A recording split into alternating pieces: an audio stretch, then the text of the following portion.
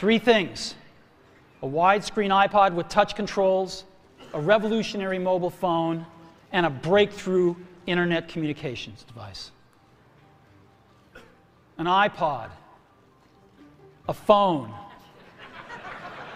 and an internet communicator. An iPod, a phone. Are you getting it? These are not three separate devices. This is one device.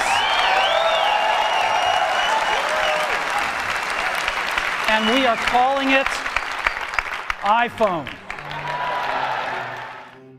L'iPhone fête ses 10 ans ce lundi 9 janvier 2017. L'occasion de revenir sur cette révolution avec un observateur avisé de la marque et du monde de la high-tech, le journaliste Didier Sens.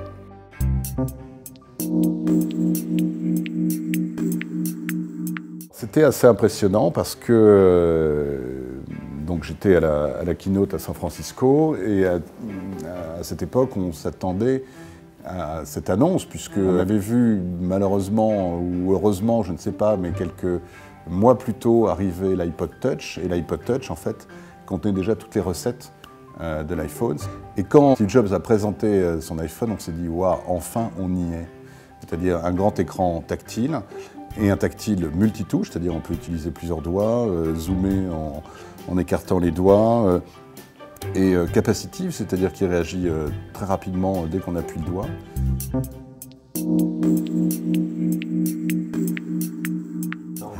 Oui, évidemment, qui peut dire le contraire?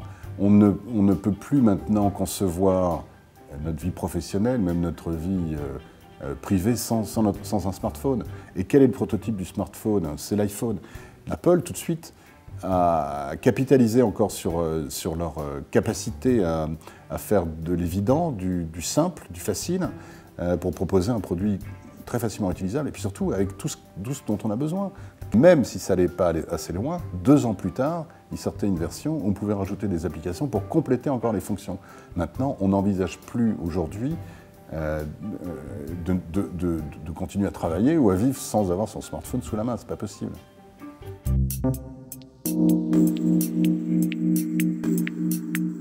Déjà, le concept est excellent, c'est-à-dire une icône, une fonction. C'était parfait, ça n'avait rien à voir avec encore une fois, les Windows Phone où il fallait naviguer dans des menus, aller chercher des options, des réglages, des trucs. La possibilité d'interagir entre les différentes applications qu'il y avait dessus était bien. Et puis le design de Jonathan Ive. Et du coup, l'objet en main était vraiment un bel objet. Comme l'iPod, c'est devenu très rapidement aussi un objet de distinction.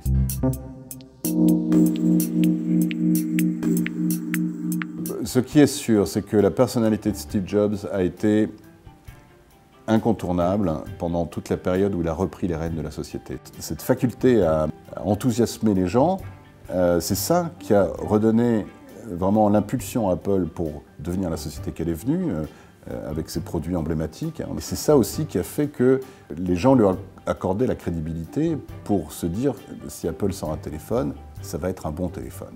Et en l'occurrence, ça a marché.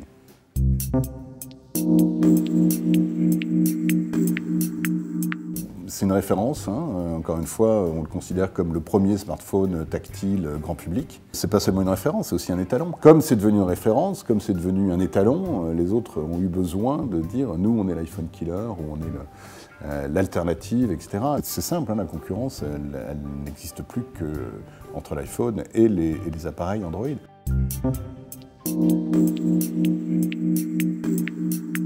Celui qui m'a le plus marqué, c'est le premier, forcément, parce que c'était vraiment un objet inédit, beau, pratique, et puis c'était vraiment tout ce qu'on voulait d'un téléphone tactile. Donc c'est celui qui m'a le plus marqué. Maintenant, j'ai un petit faible pour le 4S, qui était à la fois hyper rapide, avec une excellente batterie et un appareil photo qui était très très bon. Donc en comparaison avec la concurrence, c'était un très très bon aboutissement, le 4S. Today, Apple is going to reinvent the phone.